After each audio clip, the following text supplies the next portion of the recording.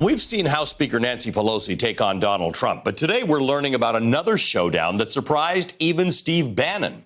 The new book, A Very Stable Genius, details how Nancy Pelosi challenged Donald Trump at a reception the Monday after his inauguration. Quote, Pelosi assumed Trump would open the conversation on a unifying note, such as by quoting the Founding Fathers or the Bible. Instead, the new president began with a lie. You know, I won the popular vote. He claimed that there had been widespread fraud with 3 to 5 million illegal votes for Clinton. Pelosi interjected. Well, Mr. President, that's not true, she said. There's no evidence to support what you just said. And if we're going to work together, we have to stipulate to a certain set of facts. End quote. According to the book, the White House chief strategist at the time, Steve Bannon, whispered to his colleagues, quote, she's going to get us. Total assassin. She's an assassin. Zerlina Maxwell and Jennifer Rubin are back with us. Zerlina, this is a constantly interesting topic. Nancy Pelosi standing up to and being a thorn in the side of the president. What we didn't know until this book is how early that started.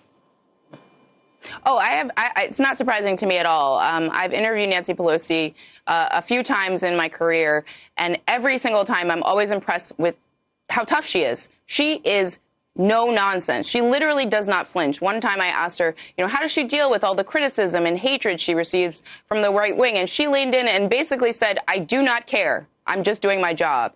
And so I think when you're focused on what you're trying to achieve for the Democratic caucus and when you're implementing your strategy and executing it properly, I don't think that you do flinch, especially when you're up against an adversary who has no idea what they are doing. And Donald Trump is completely out of his depth in this particular position.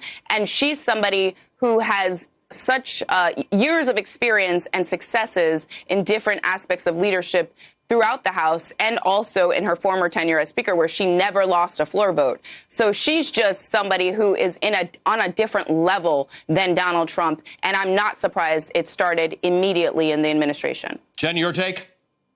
Yeah, I think she has two superpowers over Donald Trump. First of all, she treats him like a spoiled child. I think her experience as a mother and a grandmother is absolutely relevant here. She doesn't put up with temper tantrums. She calls him out when he is projecting, as she often does. She tells him to basically be quiet or you're not telling the truth. She's fearless in that regard. And her other superpower is that she is absolutely exquisitely in touch with her caucus. She knows what they need. She knows what parts of her caucus need some help, what others don't. She doesn't get too far out ahead or too far behind. The way she has slowly brought them all together to a degree of unanimity that we thought was probably impossible a year ago on impeachment, the way she held back the articles, allowing the evidence to build. This was masterful. This was a maestro, a symphony conductor, really bringing the orchestra along. And Donald Trump has never experienced someone with that level of control, either personal or really professional. It's kind of the opposite of the way he rolls with things. Thank you to both of you this evening, Zerlina Maxwell and Jennifer Rubin. Thanks for checking out our YouTube channel. Subscribe by clicking on the button below for more from The Last Word and the rest of MSNBC.